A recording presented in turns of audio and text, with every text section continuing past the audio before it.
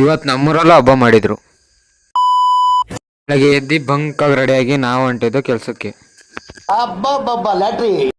Tiller service ಮಾಡಕ್ ಬಂದಿದ್ದ. Service ಮಾಡ್ಕೊಂಡು ನಮ್ಮ ನಡೆ ಹಿರಿಸವೆ ಕಡೆ ಆಯ್ತು. ಆಮೇಲೆ ನಾವು ಅಲ್ಲಿಂದ ಕೆಲಸ ಮುಗಿಸ್ಕೊಂಡು ನಾವು ಹೋಗಿದ್ದು ಹಿರಿಸವೆ ಕಡೆ. ಏನು ಅರ್ಥವೇ ಆಗ್ತಿಲ್ವೇ ಈ ಕೇಸು? ಡೈಲಿ ಸರ್ಕಲ್ಗೆ ಬೇಗ ಬಂದು ಏನ್ ಕಪ್ಪ ಬರೋದು ಅಂದ್ರೆ ಡೈಲಿ ಹುಡುಗಿರಿಗೆ ಬೀಟ್ ಹಾಕಕ್ಕೆ. ಅಲ್ಲಲ್ಲಲ್ಲಲ್ಲ ಇಲ್ಲಿ ನಾಯಿ ಹೊಡೆಯತ್ಕೋ ಇಲ್ಲಿವರೆಗೂ ಒಂದು ಹುಡುಗಿನೂ ಲವ್ ಮಾಡಿಲ್ಲ.